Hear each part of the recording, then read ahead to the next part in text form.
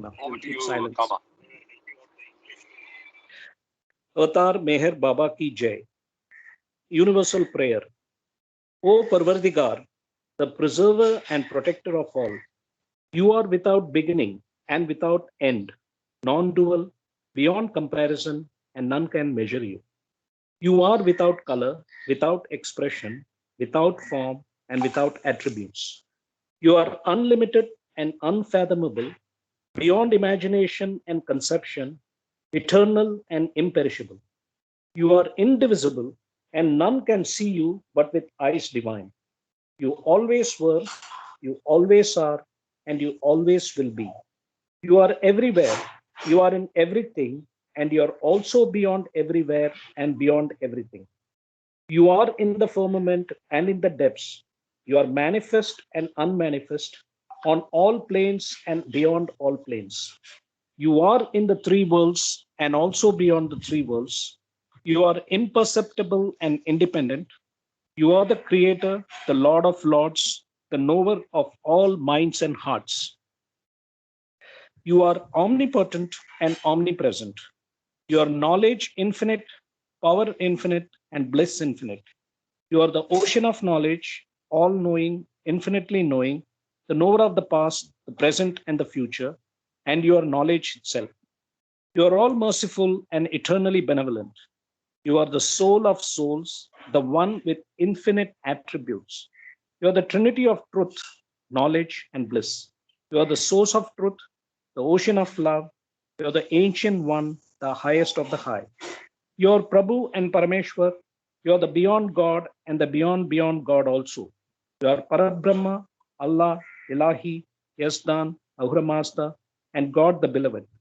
You are named Izzat, the only one worthy of worship. Prayer of repentance. We repent, O God most merciful, for all our sins, for every thought that was false or unjust or unclean, for every word spoken that ought not to have been spoken, for every deed done that ought not to have been done. We repent for every deed and word and thought inspired by selfishness, and for every deed and word and thought inspired by hatred. We repent especially for every lustful thought and every lustful action, for every lie, for all hypocrisy, for every promise given but not fulfilled, and for all slander and backbiting. Most especially also, we repent for every action that brought ruin to others, for every word and deed that has given others pain, and for every wish that pain should befall others. In your unbounded mercy, we ask you to forgive us, O God, for all these sins committed by us, and to forgive us for our constant failures to think and speak and act according to your will.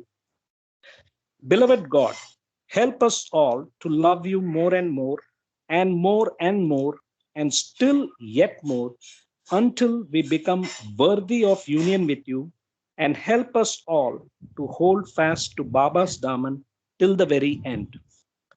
Avatar Meher Baba Ki Jai. The seven realities: existence, love, sacrifice, renunciation, knowledge, control, and surrender. I give no importance to creed, dogma, caste, or the performance of religious ceremonies and rites, but to the understanding of the following. The only real existence is that of the one and only God, who is the self in every finite self. The only real love is the love for this infinity, God, which arouses an intense longing to see, know, and become one with its truth, God. The only real sacrifice is that in which, in pursuance of this love, all things, body, mind, position, welfare, and even life itself are sacrificed.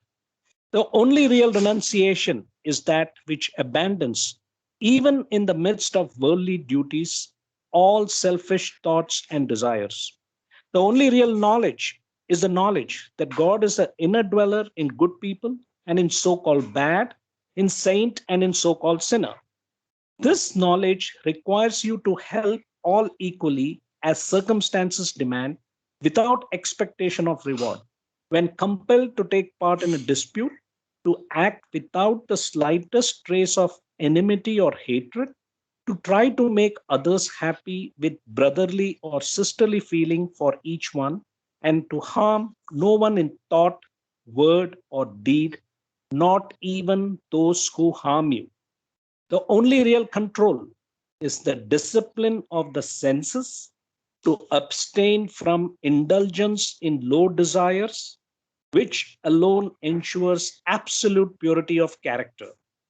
The only real surrender is that in which poise is undisturbed by any adverse circumstance, and the individual, amidst every kind of hardship, is resigned with perfect calm to the will of God. How to love God? To love God in the most practical way is to love our fellow beings. If we feel for others in the same way as we feel for our own dear ones, we love God. If instead of seeing faults in others, we look within ourselves, we are loving God. If instead of robbing others to help ourselves, we rob ourselves to help others, we are loving God. If we suffer in the suffering of others and feel happy in the happiness of others, we are loving God. If instead of worrying over our own misfortunes, we think of ourselves more fortunate than many, many others, we are loving God.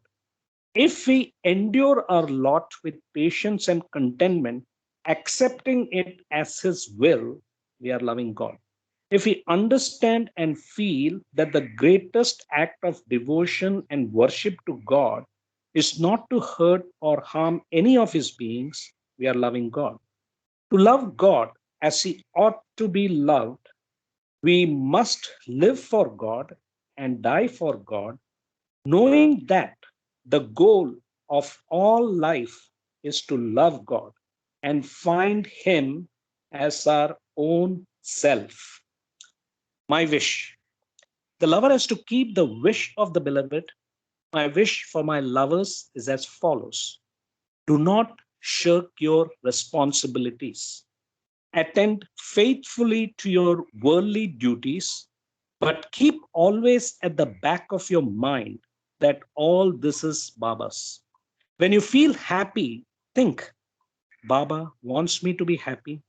When you suffer, think, Baba wants me to suffer. Be resigned to every situation and think honestly and sincerely. Baba has placed me in this situation with the understanding that Baba is in everyone. Try to help and serve others. I say with my divine authority to each and all that whosoever takes my name at the time of breathing his last comes to me. So do not forget to remember me in your last moments. Unless you start remembering me from now on, it will be difficult to remember me when your end approaches. You should start practicing from now on. Even if you take my name only once every day, you will not forget to remember me. Hafiz, befitting a fortunate slave, carry out every command of the master without any question of why and what. About what you hear from the master, never say it is wrong, because, my dear, the fault lies in your own incapacity to understand him. I am slave of the master who has released me from ignorance. Whatever my master does is of the highest benefit to all concerned. 12 ways of realizing me. Longing. If you experience that same longing and thirst for union with me as one who has been lying for days in the hot sun of the Sahara experiences the longing for water, then you will realize me. peace of mind. If you have the peace of a frozen lake, then too you will realize me. Humility. If you have the humility of the earth, which can be molded into any shape, then you will know me. Desperation. If you experience the desperation that causes a man to commit suicide and you feel that you cannot live without seeing me, then you will see me. Faith. If you have the complete faith that Kalyan had for his master in believing it was night, although it was day, because his master said so, then you will know me. Fidelity. If you have the fidelity that the breath has in giving you company, even without your constantly feeling it till the end of your life, that both in happiness and in suffering gives you company and never turns against you, then you will know me. Control through love. When your love for me drives away your lust for the things of the senses, then you realize me. Selfless service. If you have the quality of selfless service unaffected by results, similar to that of the sun, which serves the world by shining on all creation, on the grass in the field, on the birds in the air, on the beasts in the forest, on all mankind with its sinner and its saint, its rich and its poor, unconscious of their attitude towards it, then you will win me. Renunciation. If you renounce for me everything physical, mental, and spiritual, then you have me. Obedience. If your obedience is spontaneous, complete, and natural, as the light is to the eye or smell is to the nose, then you come to me. Surrender. If your surrender to me is as wholehearted as that of one who, suffering from insomnia, surrenders to sudden sleep without fear of being lost, then you have me. Love. If you have that love for me that Saint Francis had for Jesus, then not only will you realize me, but you will please me. Last one, 7 Sahava sayings. Number 1, desire for nothing except desirelessness, hope for nothing except to rise above all hopes, want nothing and you will have everything. 2, seek not to possess anything but to surrender everything. Serve others with the understanding that in them you are serving me. Be resigned completely to my will, and my will be yours. Let nothing shake your faith in me, and all your bindings will be shaken off. 3. Real happiness lies in making others happy. The real desire is that which leads you to become perfect in order to make others perfect. The real aim is that which aims to make others become God by first attaining Godhood yourself. 4. Be angry with none but your weakness. Hate none but your lustful self. Be greedy to own more and more wealth of tolerance and justice. Let your temptation be to tempt me with your love in order to receive my grace. Wage war against your desires, and Godhood will be your victory. 5.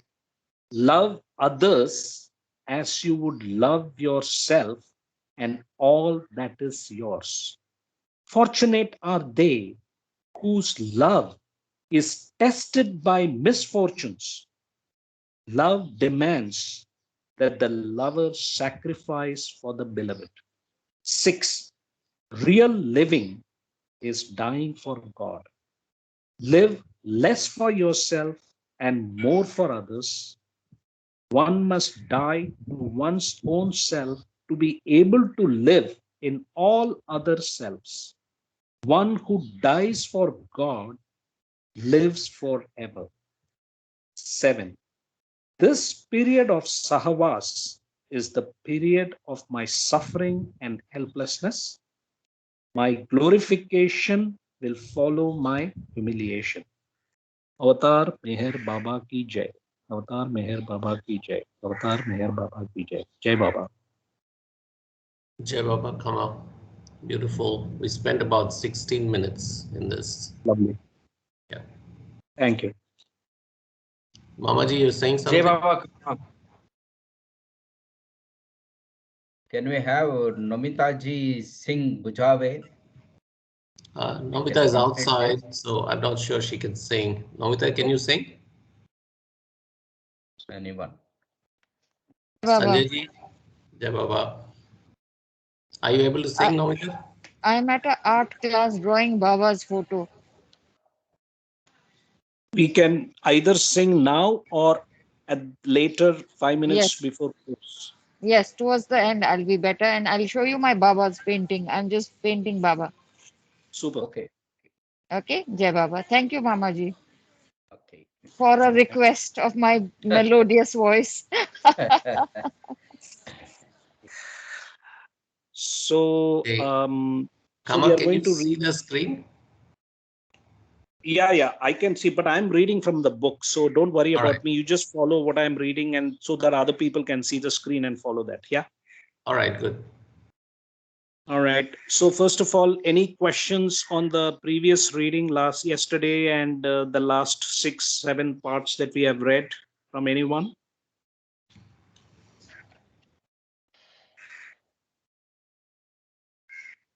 Yeah, indeed.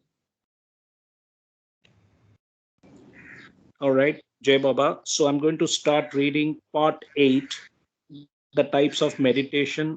The headline is Sahaja Samadhi. And we know Sahaja Samadhi is the state of the real Salik and the Sadgurus, perfect masters, and also the avatar. Subtitle, Culmination of Meditation. When the mind totally merges in the truth, it experiences the nirvikalpa state of spontaneous bliss of uninterrupted self-knowledge, in which the aspirant loses his limited individuality to discover that he is identical with God, who is in everything. By the grace of a perfect master, the nirvikalpa state becomes the culmination of the earlier forms of personal and impersonal meditation and not their product. All forms of meditation followed by the aspirant, as well as his other spiritual efforts, in spite of their differences, have only one aim, namely to speed up the fruition of his longing to be united with the infinite. Subtitle, Nirvikalpa Samadhi experienced after union. When this union is effected, the sadhak or aspirant becomes a siddha, one who has attained the goal. The union with the infinite that the siddha achieves is referred to by the Sufis as fasl. It is this state of union with God that is described by Jesus Christ in the words, I and my Father are one. Many have written about this high state of consciousness, but it remains essentially indescribable. It cannot be expressed in words, and therefore it cannot be adequately explained. Though it can never be explained by one person to another, it can be experienced by one for oneself. This nirvikalpa state, when experienced by the siddha, is nirvikalpa samadhi. Subtitle, Body State. To dwell in nirvikalpa samadhi is to experience the God state in which the soul knows itself to be God because it has shed all the limiting factors that had hitherto contributed toward false self-knowledge. The God state of the Siddha stands out in clear contrast with the body state of the worldly. The worldly individual takes himself to be the body and dwells in a state dominated by the body and its wants. His consciousness centers on the body. He is concerned with eating, drinking, sleeping, and the satisfaction of other bodily desires. It is for the body that he lives and seeks fulfillment. His consciousness cannot extend beyond the body. He thinks in terms of the body and cannot conceive of anything that has no body or form. The entire sphere of his existence is comprised of forms, and the theater in which he lives and moves and has his being consists of space. Subtitle: Energy State. The first step toward the God state of Nirvikalpa Samadhi is taken when the body state is transcended. Shedding the body state means entering the sphere of existence comprised of energy. The soul then dwells in a state that is no longer dominated by forms or bodies. It is lifted up to the domain of energy. Body or form is a solidification of energy, and to rise from the world of forms to the sphere of energy amounts to an advance toward a more primary and purer state of being. The energy state is free from many of the limitations that obtain in the world of forms. In this state, consciousness is linked with energy and continuously vibrates in and through energy. In the energy state, the eating and drinking of the body state are paralleled by the absorption and assimilation of energy.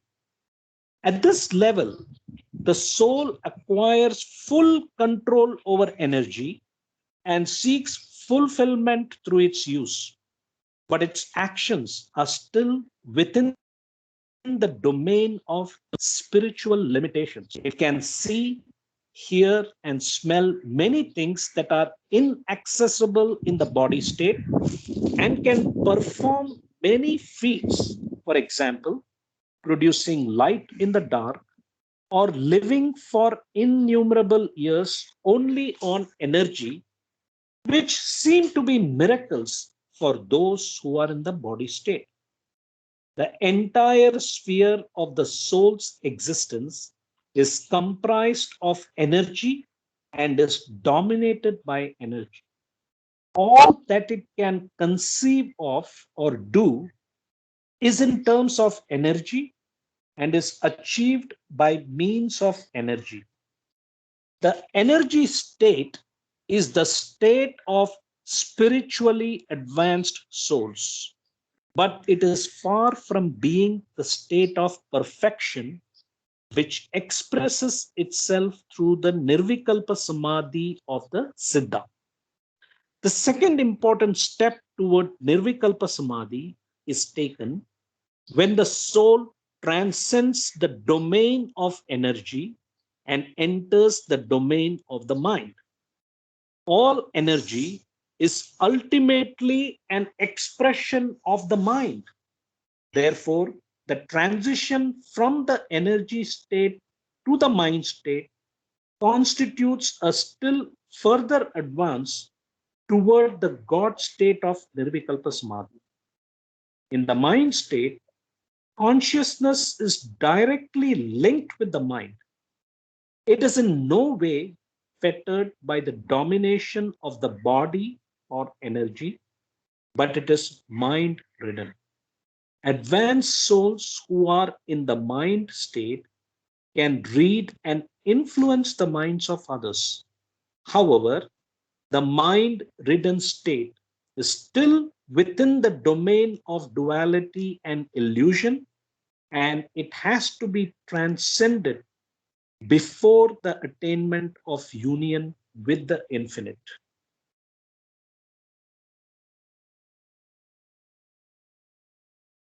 Subtitle: Mind Can we veils have truth. a discussion till this point? Absolutely. Can we have any examples of siddhas in these different states, beyond body in the energy state and beyond energy in the mind state?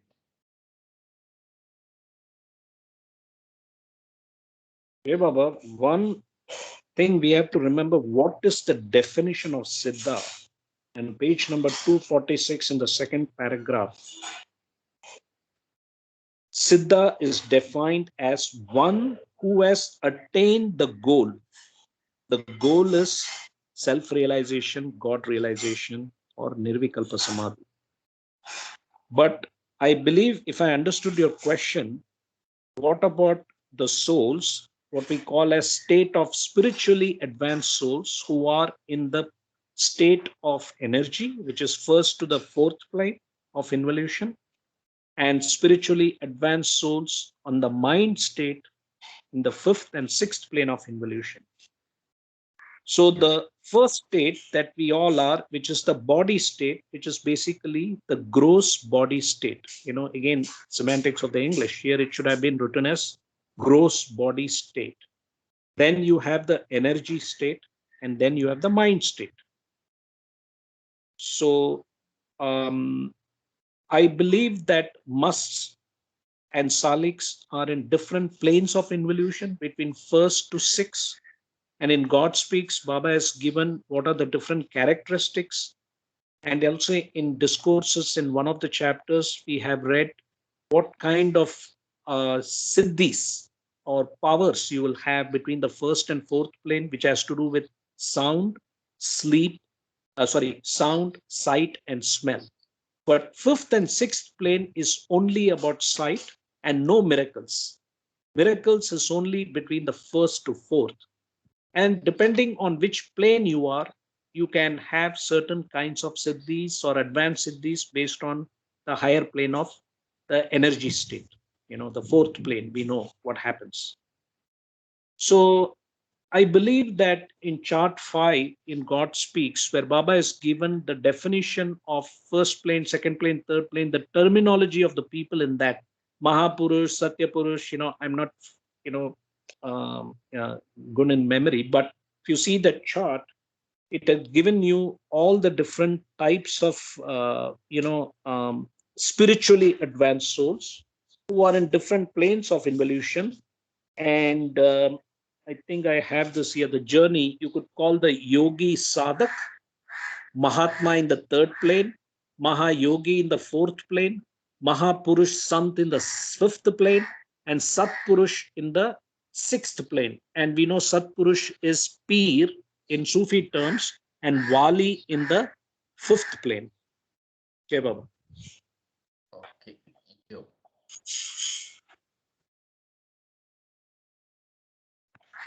Any other questions? No, I had that. Others? Okay. Wait for another 7 seconds.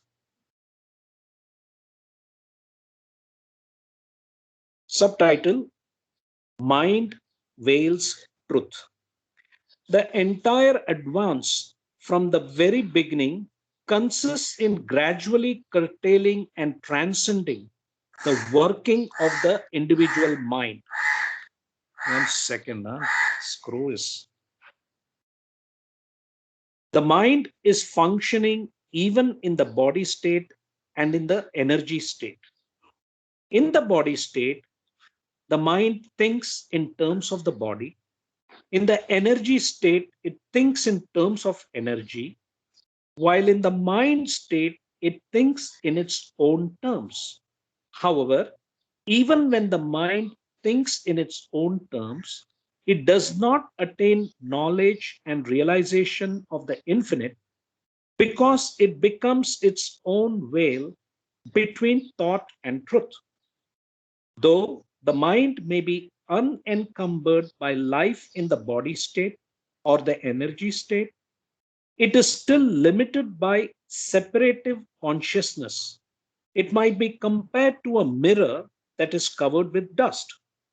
The mind has, therefore, to be completely merged and dissolved in the infinite before it is possible to experience the God state of Nirvikalpa Samadhi. Form is solidified energy. Energy is an expression of mind. Mind is the covered mirror of eternity, and eternity is truth that has thrown off the mask of mind. I guess this paragraph is uh, very profound. Anybody would like to comment on this? Yeah, Baba.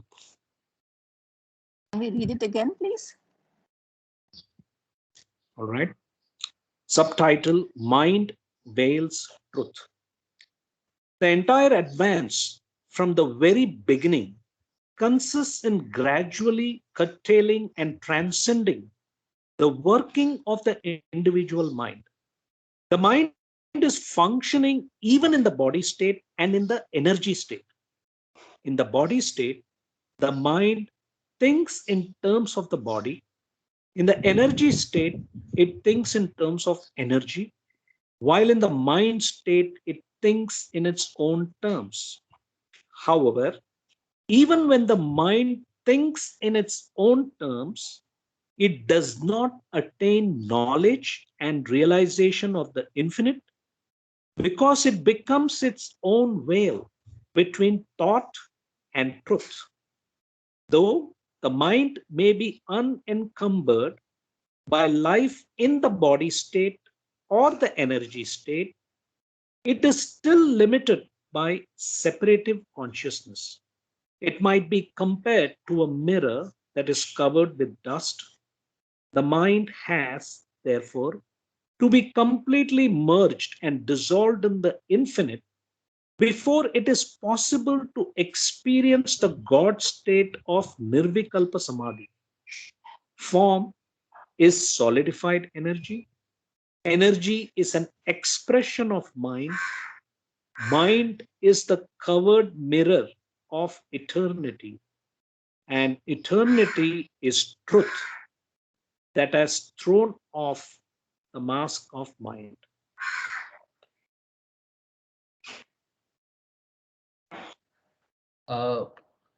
Regarding this, I had for a long time this confusion that when we are in the gross body, we think we are working only with the body as such, but the mind is the one which is working all the time, and it is working through all these bodies, and it is predominantly driven by the gross body in the gross plane, and by the energy body in the energy plane, and later on it comes to act on its own as a mind.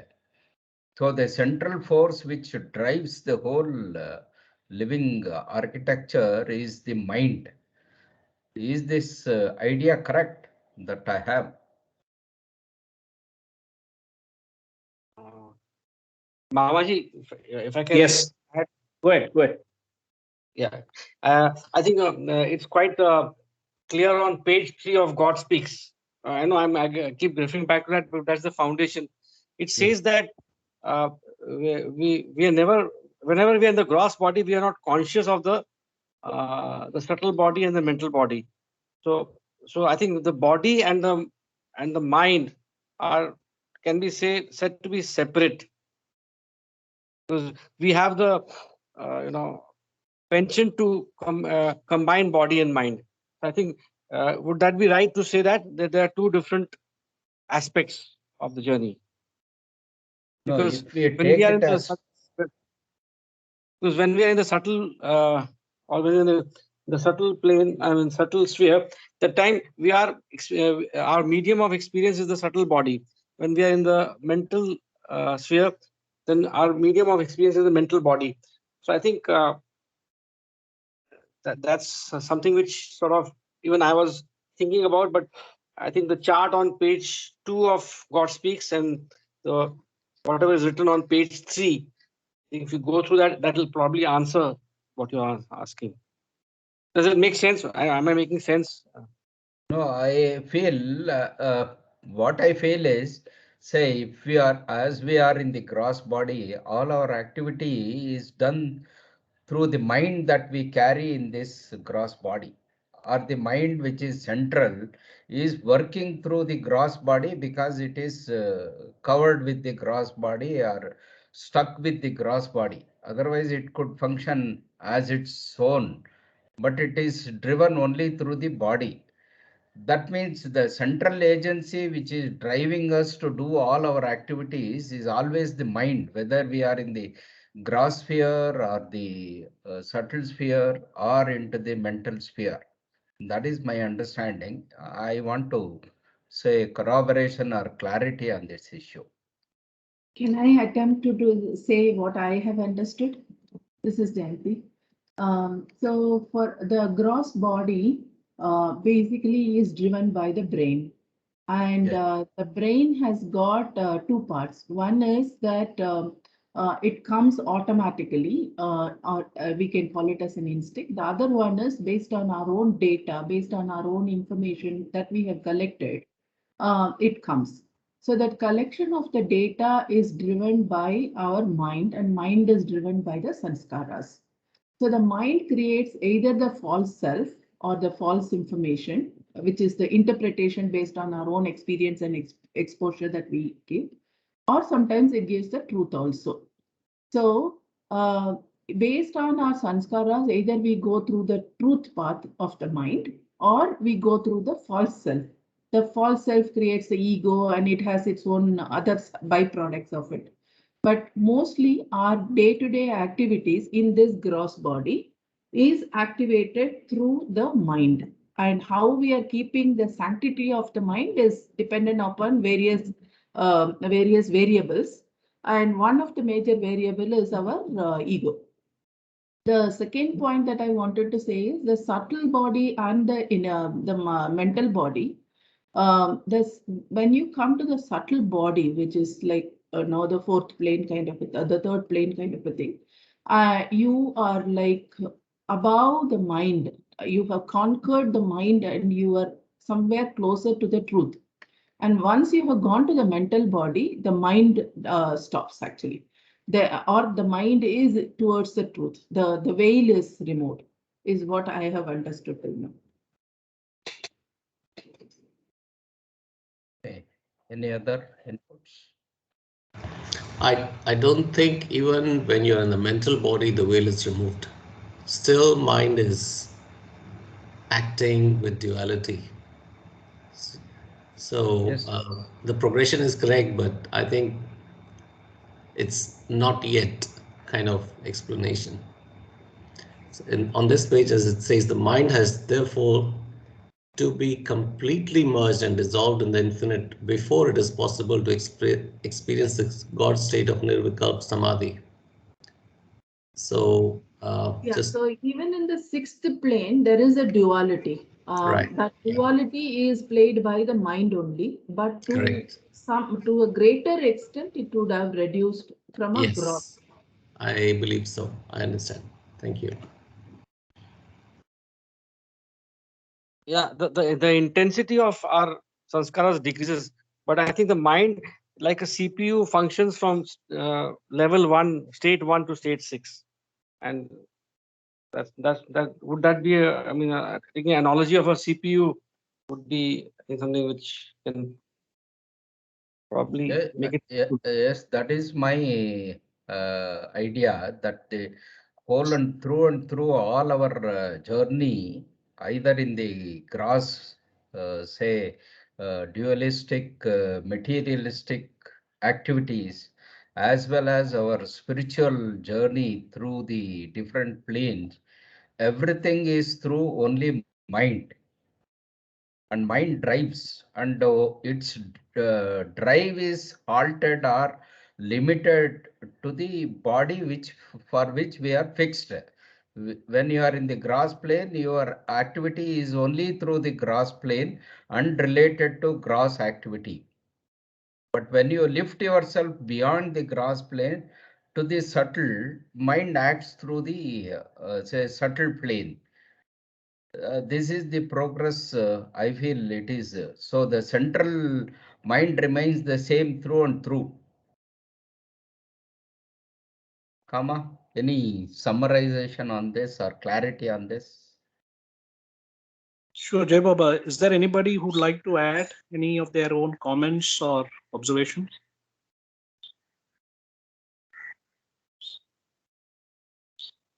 Okay, Jai Baba. Let me try to articulate my understanding of course, what we have read, of what we have read in discourses, God speaks, and so on. I mean, sorry if I'm repeating myself, but repetition is good. You know, it's let's go back to the drawing table. Here it talks about body state, energy state, mind state. Body state means gross body, energy state means subtle body, and mind state is mental body. Gross, subtle, and mental body comprise of the material body, and I use the word spiritual body for the real I self. The real I self is covered by sanskaras, and these sanskaras we know has come through evolution. And we know that as a human being, you have gross, subtle, and mental sanskaras. According to the divine theme, to go towards the ultimate goal, what you call as to dwell in Nirvikalpa Samadhi, is to experience the God state in which the soul knows itself to be God because it has shed all the limiting factors that had hitherto contributed toward false self-knowledge. So, as others have pointed, like Jayanti and all of you, that basically the sanskaras are creating this ignorance. And now we have this knowledge, the intellectual knowledge, what I call the material knowledge, laws of matter, quantum mechanics, classical mechanics, and the laws of spirit, which is the spiritual knowledge based on tags, discourses, God speaks, and Vedanta, Advaita, and so on. So we have an approximate framework depending on each person's degree of consciousness, the whole process, the divine theme. So as a human being, you're going through the reincarnation state, which we call as the gross level of existence, the zeroth plane, one can call it. And basically, you're using the gross body with all the five senses, touch, taste, sound, smell, sight, directly. And indirectly, you're using the subtle body with your emotions, feelings, words, and the mental body with its intellect. Because as we know, mental body is about thoughts, subtle body is about words, emotions, feelings, and gross body is about the deed part, the prayer of repentance, thoughts, words, and deeds. So all the 7 billion people in the world, the moment they wake up, thinking, speaking, doing. First comes thought. Then the 80-20 rule happens, probably, just as a rough analogy. 20% of thoughts is converted to words, 20% of words converted to deeds, which is what comprises of the mental, subtle, and gross sanskaras, which are weak, strong, and powerful impressions or imprints that are in the memory of the mind. The mind is the repository. The mind is also called the mental body. But we also have the mind ego, because the mind is responsible for the ego because it is full of sanskaras. So that is what we call as the false I self. The real I self is covered by this sanskaric dust, right, which we have gathered through evolution. So we are all in this process now to convert gross sanskaras to subtle sanskaras, which means between the first to the fourth plane. But I also want to add an addendum. First plane is the threshold of the gross sphere and the subtle sphere. And the fourth plane is the threshold of the subtle sphere and the mental sphere. So when you go into the planes of involution, by the gift of pure love, where gross sanskaras have been converted to subtle sanskaras, that spiritually advanced soul between the first to the fourth plane will start experiencing or having different states or siddhis, right? The miracles that he can perform depending on which plane he's in. And we also know that in the fourth plane is the most dangerous, right? So the point here is, in the subtle plane between first and fourth, the spiritually advanced soul is directly using his subtle body, but indirectly uses the gross and the mental body. And same principle happens with the person, the spiritually advanced soul in the fifth and sixth plane. The fifth plane is the domain of mind of thoughts. The sixth plane is the domain of mind of feelings, where in the fifth plane, the spiritually advanced soul alternates between seeing God and when he's doing his regular duties of life, whatever, at that plane, the Wali. Whereas in the sixth plane, the spiritually advanced soul is seeing God everywhere, in everything he's doing all the time, except in the mind state, which is the fifth and sixth plane, there is this duality of the subject, the spiritually advanced soul, who is seeing God as an object of desire. That is why it is said, by the grace of a guru, the spiritually advanced soul has to have the grace of a perfect master to go from the sixth plane to the seventh plane, where he realizes that the object of desire, God, is his own self, our innermost loving self. That is why Baba said in the three kinds of faith. Number one, faith in oneself. Number two, faith in the perfect master. And number three, faith in life. So the perfect master is the intermediary between having faith in yourself, that intuitive feeling, the 100% conviction. And he's also helping us how to deal with life, because we have this material body, and this material body is being used both for material life and spiritual life. They're just two sides of the same coin. According to me, material life is the exterior aspect. The spiritual life is the inner aspect, because how to lead a material life in a spiritual sense.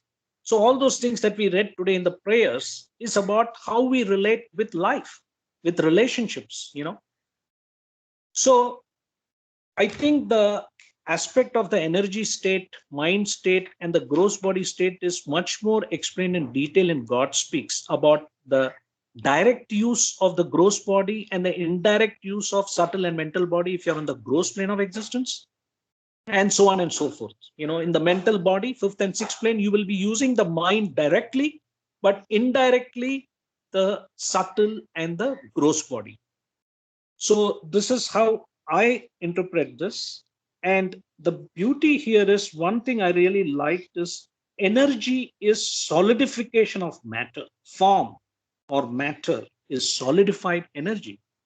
And energy is an expression of mind. Mind is vibrations. To me, it's about superstring theory, the 11 dimensions, and I've kind of made my own assumption. The 4 dimensions are space-time, length, breadth, depth, and time, and space and time. And then you have 7 plus 4, 11. Those 7 could be the planes of involution. That is my theory, of course. So mind is basically, energy is an expression of mind, because we know vibrations that goes on in protons, electrons, neutrons, quarks, and blah, blah, blah. And mind is the covered mirror of eternity, and eternity is truth. that has thrown off the mask of mind. Truth we know from the 7 realities.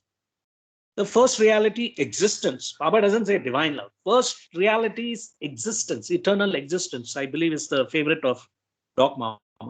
And then their existence is defined as infinity, truth, love, self. In fact, Baba says the reality, the first reality, the only real existence is the capital self. The one self in all many ego personality selves. So there are different aspects of God that is defined in both the first and second reality. So again, it is going back about the controversy of personal form of God or impersonal form of God. So my insight has been the personal form of God, state 2C, the avatars and perfect masters, which has happened after 14.7, 13.8 billion years. Whereas the state 2A, Nirguna Nirakar, the formless aspect of God, the eternal avataric infinite consciousness, which is happening simultaneously, the opposite of it, which is infinite unconsciousness. And both of them, we know, substate 2A and 2B, are part of the false nothing. Once the whims start, everything is a divine dream. The only state that are real is the Paratmar Parabrahma state, state 1, and state 2, the Paramatma state. And Baba has said one is aspectless, state 1, state 2 is with aspect. This is before the whim. And so both are one, except I think it's beautiful out here in the second paragraph, which was written. It is the state of union with God, page 246, that is described by Jesus Christ in the words, I and my Father are one. Many have written about this high state of consciousness, but it remains essentially indescribable. It cannot be expressed in words, and therefore it cannot be adequately explained. Though it can never be explained by one person to another, it can be experienced by one for oneself. So this is again a statement which was made in the late 1930s when the Baba Journal was happening, and in God Speaks supplement, in the different states of God, in state 2, Baba clearly explains this about that the state 2, Paramatma oversoul, can be talked about, but the state 1 is indescribable. So, Jai Baba. Jai Baba, thank you, Kama. I had some thoughts of the gross world challenges, not going yet to the subtle and mental world, linkages between the mind and Maya and ego. So I think those are more critical issues that we face, at least for me. We're in the gross world. I'm in the gross world for sure. So I was looking at the chapter on Maya, and it says the intellect plays into hands of Maya, and Maya becomes irresistible by taking possession of very seat of knowledge, which is human intellect. Surmounting Maya is difficult because with the intellect under its sway, Maya creates barriers, upholds false beliefs and illusions. It creates barriers to the realization of truth by persistent attempts to sustain and justify erroneous beliefs. The intellect that functions in freedom prepares the way to the truth, but the intellect that plays into hands of Maya creates obstacles to true understanding. So there's some interlinkage between mind and Maya, which I just read. And then ego. Ego is duality, and also in the ego, nature of the ego and its termination, page 161, Baba says, Ego arises to fulfill a need. In the second para on page 161, I'll just read it, I'll not go there. I don't want to lose the page on the screen. Thus, the mental energy would be caught up in endlessly in multitudinous mazes of dual experience and would all be wasted and dissipated if there were no provisional nucleus. So mental energy is a provisional nucleus for us to progress. Ego is a provisional nucleus for us to progress. The ego takes stock of all acquired experience and binds together the active tendencies born of the relatively independent and loose instincts inherited from animal consciousness. This is what Soma explained just now. The formation of the ego serves the purpose of giving a certain amount of stability to conscious process and also secures a working equilibrium, which makes for a planned and organized life. So mind, duality, Maya, ego, all these have very close interlinkages. And good that we're having deep discussions. So I thought I'll retreat a bit backwards and see where am I. Sorry, Jai Baba. With this, what Sunil has told now, I have an idea of an acronym. So, me, M-E, me, means mind, Maya, false ego, and universal ego. All together is me initially. And as we lose Maya and then the false ego, the mind remains, and ultimately that also is dissolved from the 6th to the 7th plane, and the universal ego is the final destination. Jai Right. Baba. Jai Baba. Over to you, Kama, if no other questions. Jai Baba, anybody else? Okay. No, Jai Kama, Baba. all good. Yeah. Right. So let me try to rephrase what Sunil mentioned and what Doc Mama mentioned. I think Sunil was talking about the mind, the ego, the intellect, about Maya, about duality, and the different bodies, gross, subtle, mental. So again, I think that the most important moot point out here is the definition of each of these terminologies. And as Sunil was pointing out, the interconnectivity. It's almost like playing chess, or maybe playing snakes and ladders. You don't know what's going on here, But for example, we know clearly from the definitions that mind is mental body, and the mental body is a repository of sanskaras, but it's expressed through the subtle body and then converted into action of deeds through the gross body. Whether you are in the zeroth plane, in the subtle planes, or the mental planes, the drop soul's consciousness, okay, this is how it is defined, I think, in God Speaks. I wish I can remember it, but I will try to rephrase. It says the gross consciousness of God, of the gross conscious God in man's state. Okay. So let me repeat this.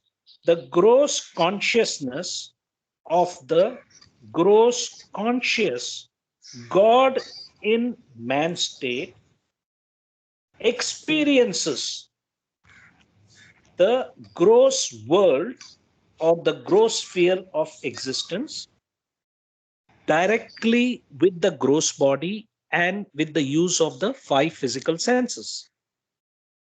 So this is about the drop soul, who most of us who are in the gross plane of existence, and Baba has defined it as, see, the beauty in God Speaks is he's not looking at each one of us just as a drop soul Atma. He is defining us, each drop soul, as God in the man state, right? Because he's already saying that the realized self is inside, except that because of the sanskaras, either you are using your gross consciousness, subtle consciousness, or mental consciousness, depending on which plane you are. So this, when you read God Speaks, you will get a feeling. I'll tell you which pages later. So there is the gross consciousness of the gross conscious soul. There is the subtle consciousness of the subtle conscious soul, or the God in man state, who's experiencing the gross world, subtle world, or mental world, depending on which state he is in. The gross body state, which we read about, the subtle energy state, or the mental mind state. So this is there is a process out here. You can see there is a very clinical, scientific process here. So the mind, mental body, ego is basically the unique sanskaras which we carry, the ego personality self, which determines our fingerprint and DNA based on sanskaras, unique sanskaras. Intellect, how you use those sanskaras, the mental sanskaras probably, which means thinking, analyzing, and using that intellect, you are able to, it's like a business plan. First comes thought or intention. I've got to start a hospital. Okay, that's a thought, intention, right intention. Now you got to express that. You have to put it in words. You got to make a business plan. So you have the formulation there. Okay. And then you have to execute, implementation. So there are three aspects: thinking about something, then formalizing that and putting it to words and writing down the business plan, and then you have to execute. So it starts from the mental, subtle, and then the gross, which is what a normal human being is doing consciously or subconsciously daily, whether in his personal life or professional life, in his material life or spiritual life, consciously or unconsciously, macro or micro aspects, depending on what the project is. It is just a small thing or it is something huge. So there are these processes we are using subconsciously using our mental state, the energy state, and the growth state. So that is where I feel the intellect comes. Now, coming to think about Maya, basically from the part 4 in Maya, Baba has said, how does the false world of finite things come into existence? Why does it exist? It is created by Maya, or the principle of ignorance. Maya is not illusion. Maya is the creator of illusions. Maya is not false. Maya is that which gives false impressions. Maya is not unreal. Maya is that which makes the real appear unreal and the unreal appear real. Maya is not duality. Maya is that which causes duality. For the purposes of intellectual explanation, however, Maya must be looked upon as being infinite, just like the infinite unconsciousness, state 2a. Maya creates the illusion of finitehood, yet Maya is not in itself finite. All the illusions created by Maya are finite, and the entire universe of duality which appears to exist due to Maya is also finite. And the interesting thing about Maya is the shadow of reality. Wherever you are, there is your shadow. When you're looking into the sun directly, you don't see a shadow because the shadow is behind us. But when you turn around, you're only going to see the shadow, not the sun. You can call it the oversoul. So Maya is basically something which is a principle of ignorance. Simply an analogy would be that 500 years ago, Earth was considered the center, right? That is a form of ignorance. There are different degrees of ignorance, we know. Even in the spiritual literature, there is so many schools of thought. And when you read so many of them, it gets very confusing. That is why Baba said, do your spiritual shopping. But once you have that intuitive conviction by the grace of the perfect master, because the guru is going to come to you and give you that grace that, yes, I am the dude, like, So then you just focus on the teachings or awakenings of that particular perfect master, whether it's a Bible operating system or Bhagavad Gita operating system or Vedanta Advaita or, the Quran or the Parsi stuff or now the Baba operating system.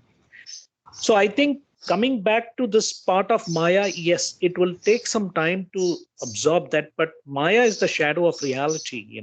It is, see, I don't think it is simply, for example, you have nuclear knowledge. You can use it for generating electricity or you can make a bomb. You can be a Wall Street, like you can be an ex-McKinsey CEO and do all the nice things. But if you have billionaires envy and you want to go from $130 million to Mr. Rajaratnam's $1.3 billion, this is Maya and ignorance. Why somebody who's got all the intellect, who knows all the spiritual knowledge, the material knowledge, falls prey to Maya is because sanskaras. I think Baba said even between the first and the sixth plane, one can suffer from spiritual egoism. Yesterday I was discussing with Karthik about the book Only the Paranoid Survive, which is Andy Grove's, the CEO of Intel's book. And my paranoia is spiritual paranoia, that I don't get deluded. Okay, so what I'm saying is that yes. I think it will, I'm explaining this based on my own understanding and experience. So I don't know whether I've made some clarity on this. Jai Baba. Jai Baba, there was a very fine 6 or 7 definitions of Maya. Thank you very much.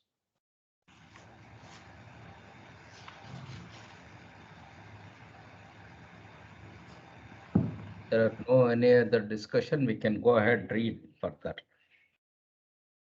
Yeah, let's read further. Come on.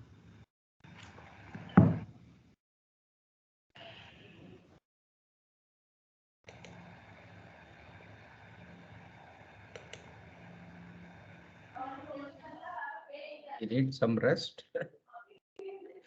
Kama, you there?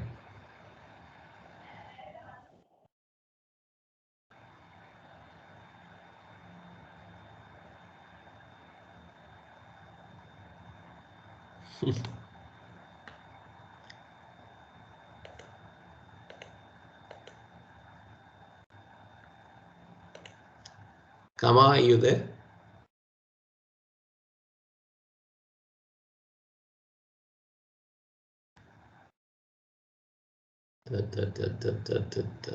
Do I see Kama?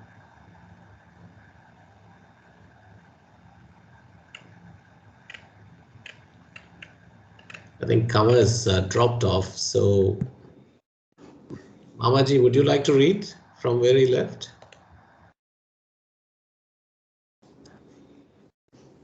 I lost track of which line he read last. We can start. Transcending mind. We have to start from that. Transcending mind. Bottom of page 248. Okay. Okay. Would you like to read or I can read? Jai Baba, sorry, Okay. Yes. Sorry about that. It's a smartphone, something happened. All right. So I guess there are no more questions. I can continue reading. Yes. So the subtitle is Transcending Mind. To discard the limiting mind is no easy thing. The chief difficulty is that the mind has to be annihilated through the mind itself. Intense longing for union with the infinite reality, as well as infinite patience are indispensable in the process of transcending the mind. Intense longing for union with the infinite reality, as well as infinite patience, are indispensable in the process of transcending the mind. One master told his disciple that in order to attain the highest state, he had to be thrown, bound hand and foot to a plank into a river, where he must keep his garments dry. The disciple could not understand the inner meaning of this injunction. He wandered until he encountered another master and asked him the meaning of the injunction.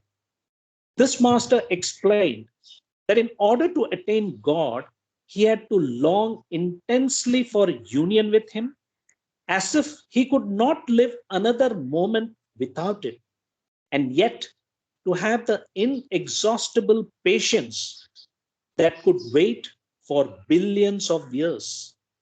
If there is lack of intense longing for union with God, the mind lapses into its usual sanskaric working. And if there is lack of infinite patience, the very longing that the mind entertains sustains the working of the limited mind. It is only when there is a balance between infinite longing and infinite patience that the aspirant can ever hope to pierce through the veil of the limited mind. And this combination of extremes can only come through the grace of a perfect master. So I would leave it to the forum to discuss this if anybody could like to comment.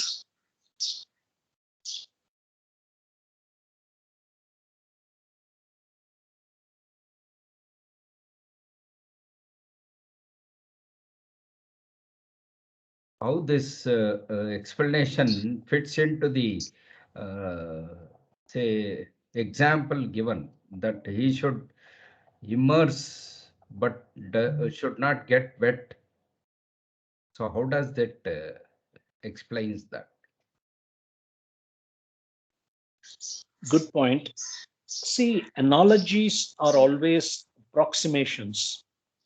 And the idea is just like there's an example where Baba said that when Kalyan was told by his Guru Ramdas that even though there was the sun shining, it is dark. And Kalyan would say yes. Okay. And in another case, I think when we read about the 12 waves of realizing God, there is this thing that when a guy is drowning and he needs to breathe air, that is an analogy for that intense longing for union with God. So I don't have the perfect explanation about, where he must keep his garments dry. It's just a kind of a metaphor. And that is why he said, uh, you know, you the intense longing for union should be such that as if you have to figure out a way to keep your clothes dry even though you are in the ocean. So so that I think it's more about the attributes that are required by a spiritual aspirant is inexhaustible patience or infinite patience, intense longing for union with God. So we also know intense effort is required.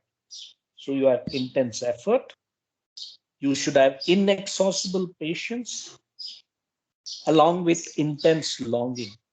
So intense longing has what has brought us to Baba.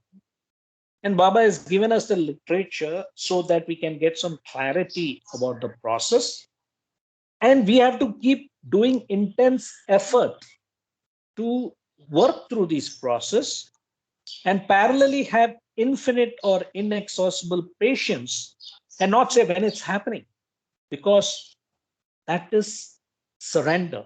In fact, the intense longing for union with the infinite reality is part of the subtle state. When you go into the mental state, it is surrender. So first comes lust in the gross body, then comes longing for the subtle state, then surrender for the mental state. And then you have to wait patiently, because without the perfect master's grace, you can't transcend from the fifth or sixth plane to the seventh plane. So that is where the grace comes. As Osho said, self-realization is like a lottery ticket.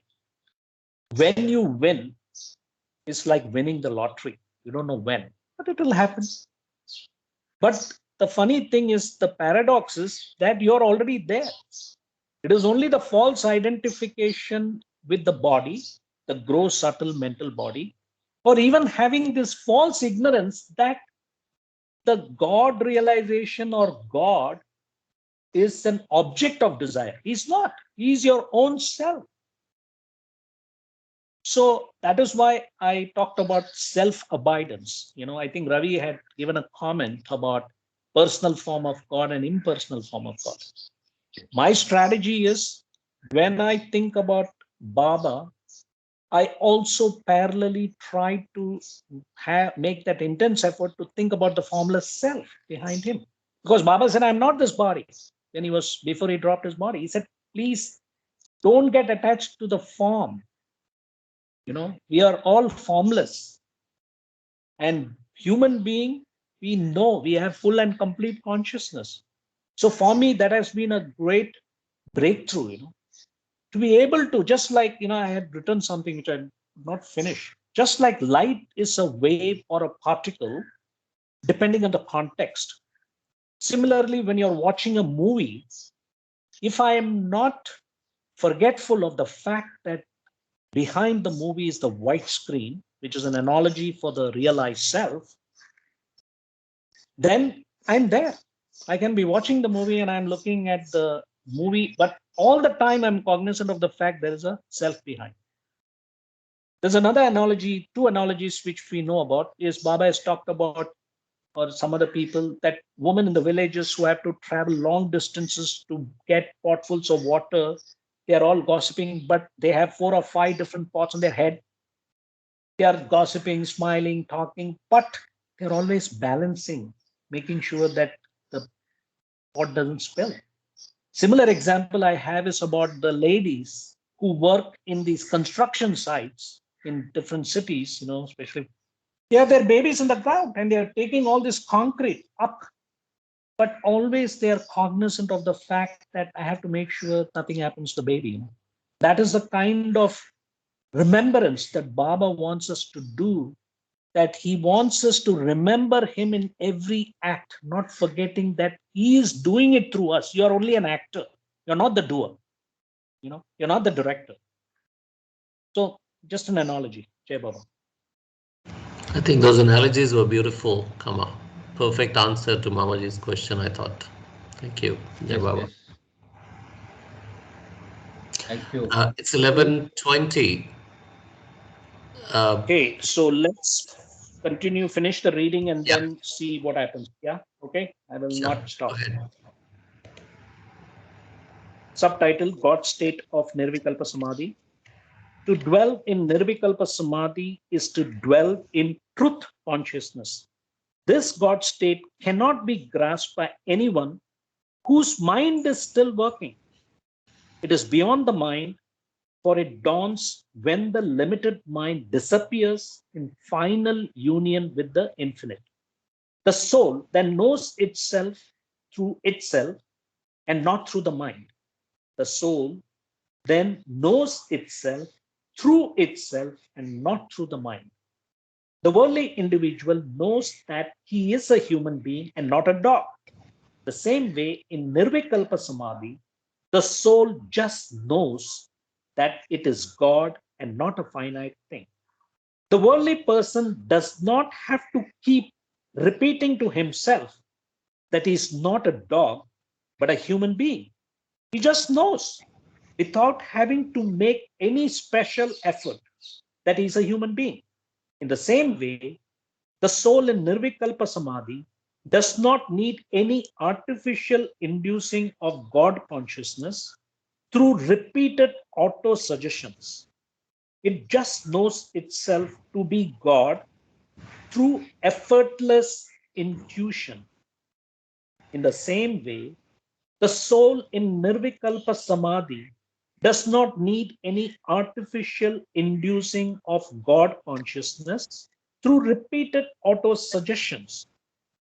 The soul just knows itself to be God through effortless intuition. Subtitle, Life in Eternity. One who experiences Nirvikalpa Samadhi is established in the knowledge of the soul. This self-knowledge does not come and go. It is permanent. In the state of ignorance, the individual soul looks upon itself as a man or woman, as the agent of limited actions and the receiver of joys and pains. In the state of self-knowledge, it knows itself as the soul, which is not in any way limited by these things and is untouched by them. Once it knows its own true nature, it has this knowledge forever and never again becomes involved in ignorance. This state of God consciousness is infinite and is characterized by unlimited understanding, purity, love, and happiness. To be in Nirvikalpa Samadhi, which for the rare few leads to Sahaja Samadhi, is the endlessness of life in eternity. To be in Nirvikalpa Samadhi, which for the rare few leads to Sahaja Samadhi, is the endlessness of life in eternity. Subtitle, Two states precede Sahaja Samadhi. Sahaja Samadhi, or divinity in action, is experienced by the Sadgurus and is preceded by two states, Nirvana, or absorption in divinity, and Nirvikalpa Samadhi, or divinity in expression. When consciousness is withdrawn entirely from all the bodies and the world of creation, it leads to nirvana or the beyond mind state. But when consciousness again functions through the bodies without attachment or identification, it experiences the nirvikalpa samadhi of the Siddha. Here, though consciousness is attached to the bodies as instruments, it is detached from them inwardly by non-identification. Subtitle, Moksha, Nirvana, and Nirvikalpa. The piercing of the mind amounts to the complete withdrawal of consciousness from the universe to its total absorption in God. This is the state where the universe becomes a zero. This is Nirvana. After Nirvana, those who become conscious of the universe experience it as nothing but God and remain constantly in Nirvikalpa Samadhi. Nirvikalpa Samadhi means a life where the mental activity of false imagination has come to an end and the oscillations of the limited mind are all stilled, the realization of the unchangeable truth. Nirvana and Nirvikalpa are similar to the state of moksha, liberation, but only in representing the merging of the individual soul in God and in yielding eternal bliss. Moksha is experienced after the soul has dropped its bodies, while the states of nirvana and nirvikalpa can both be experienced before giving up the bodies. However, though the states of nirvana and nirvikalpa are similar as to retaining the bodies, and though they are also fundamentally the same in essence, there is a difference between the two. When the soul comes out of the ego shell and enters into the infinite life of God, its limited individuality is replaced by unlimited individuality. When the soul comes out of the ego shell and enters into the infinite life of God, its limited individuality is replaced by unlimited individuality. As the limitations of the individuality are entirely extinguished, the soul knows that it is God conscious and thus preserves its unlimited individuality. Though the unlimited individuality of the soul is in a way retained in the union with the infinite, it nevertheless remains present and absorbed in the experience of self contained divinity, that is, in the state of nirvana. But when the soul, having entered the infinite life of God, establishes its unlimited individuality through the release of dynamic divinity, it is in Nirvikalpa Samadhi. Subtitle: State of Sadgurus and Avatar. Sahaja Samadhi comes to the very few souls who descend from the seventh plane of consciousness as Sadgurus, while it is the very life of the avatar. The poise and harmony of this state remain undisturbed even while giving response to the changing circumstances of life. Those who are in this state live the life of God and experience everywhere and in everything. Their God state is therefore in no way diminished when dealing in this world, whether drawing a bow or using a sword on the battlefield, whether flying in an airplane or talking to people, or whether engaged in other activities that have closest attention, they are continuously in the state of conscious enjoyment of the immutable truth. Such is Sahaja Samadhi, effortless and continuous life of perfection and divinity in action. Avatar Meher Baba ki Jai. Jai Baba. Jai Baba Kama. All right. Much. So these two paragraphs are once again highly intense. I think the whole chapter needs a revisit by every one of us repeatedly to imbibe all the essence in this. So, can we have the Bujabe prayer? Wow. Oh, Nice Baba image. has come. Oh, nice. Nice painting. Yes. Avatar Sai Meher Baba But ki jai. Jai. Namita ji, you have personified God. Beautiful painting. Beautiful. beautiful. Yeah, beautiful. So after this, going through this chapter, I feel that mind is the Maya. Can we say that? No, Maya is the principle of ignorance. Mind is But only mind a has to be driving annihilated, force. right? For the Yes. ignorance to Yes. go. So I would think that mind is the No. Maya. No. Bit of difference. Maybe Kama can explain better. Oh, Yes, there's you a can call it as workshop. a form of Maya. You know, it's Maya is the creator of illusion, and Maya is not illusion. Remember, we have been conditioned to think as Maya is illusion. The first time when I read Baba, it was very interesting to see that God and Maya, you know, wherever there is God, there is going to be Maya.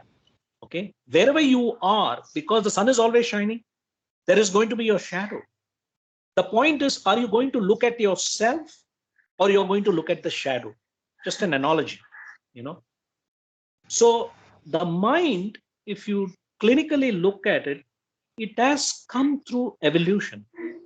Right. The mind ego has got its own design. It is the design, the divine theme. This is a divine computer game. Sorry, guys. I mean, Correct. Yeah. this is how I look at it. And because you're already there, Yeah. Baba wants you to finish this computer game and reach nirvana, which is you are already there. We're just playing with snakes and ladders, going up, going down, going up. You just need to reach that 100 square, and that is the whole. So Kama, That is his why it question becomes is much very more enjoyable technical. rather than getting into the serious business of like. So he's saying, should we annihilate the mind itself? And once the Or mind is gone, then everything is Mind real. mind is a scaffolding. Mind is Yes. your best friend or your worst enemy. Yes. That's what I Mind thought. is Yeah. the horse. Yes, you can't have like a stallion. You have to control that.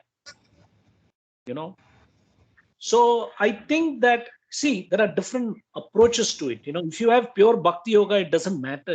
We are reading this because we are living in a digital economy.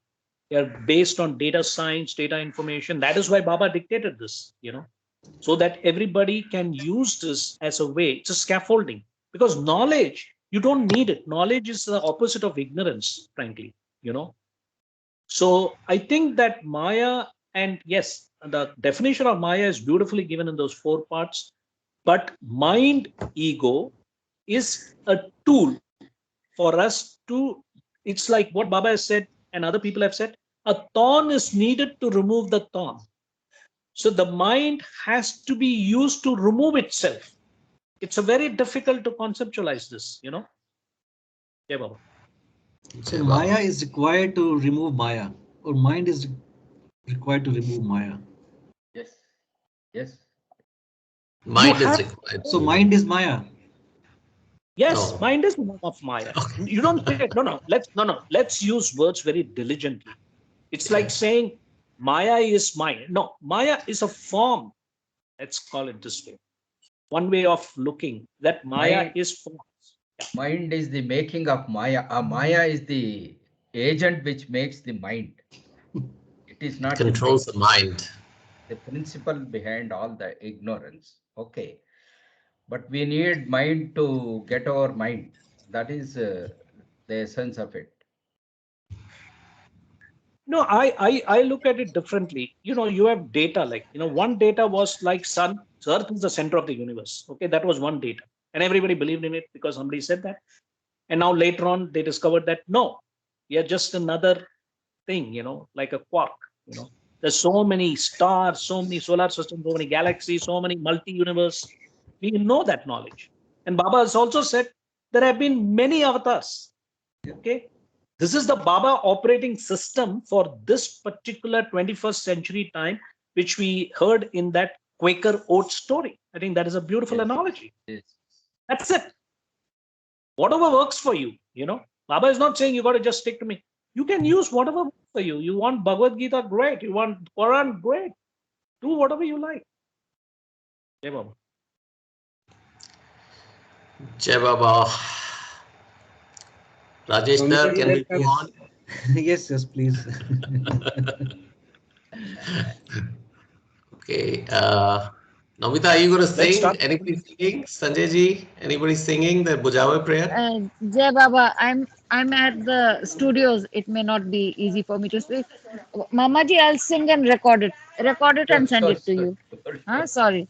No, I have Hey, been Sanjay hearing Nigam. it so many times. Sanjay ji, are you there? Yes. Yeah, I'm there. I'm going. Yeah, Shall yes. we? I'm eating. Sanjay ji can. I was eating. Yeah, 1 minute. Yeah. You can flash it and then we can all Yeah. read it together. Is it visible? Yes, The yes. screen Yes. is still visible, right? Okay, good. It is visible. We all can sing it together. Avatar. Yeah, we all can sing together. Yeah. Avatar Meher Baba ki jai. बुझावे नार जहलतनी कर कुदरत रत ने फरमा तू लागी आस भक्तों ने के बख्शे नूर ईमान तू आया मुर्शद मेहरबान बाबा चरण पर तुझ न धरिए सर खुदा ना जात थी वाकिफ थई बैठो मेहरबान तू छे मालिक हकीकत नो तू आशिक भी ने आरिफ भी तुझे दरियाए वहदत मारिफतनो होई तूफान तू हमो रहे रव मेहर साले बखशे ज्ञान ईज़दनु के तू परमात्मा ज्ञानी छेने मुक्तार इरफान तू खुदा ना प्रेम नो प्यालो पिलावी मस्त हमने कर छे तुझ पर जान सद के साकिया पी दे पयमा तू हमारी नाव भर दरिए तरावे तो हमें तरिए हमारा ना खुदाए मेर बाबा छे निगहबान तू हमारा ना खुदाए मेर बाबा छे निगहबान तू अवतार मेहर बाबा की जय बाबा की जय। Jai Baba. So, shall we close today's session? Karthik had text that he will be joining at the end, whether he is there. Yes, I'm there. Yeah, I heard the yes. song. जय बाबा Jai Baba. Jai Baba, everyone. Jai Baba, Jai Baba. Jai Baba, Thanks, everyone. Jai thanks, Baba. Sunil. Thank you. Thanks, everybody, for your great Jai comments. Baba. Jai Baba. Jai Jai Baba. Baba. Jai Baba. Jai Baba.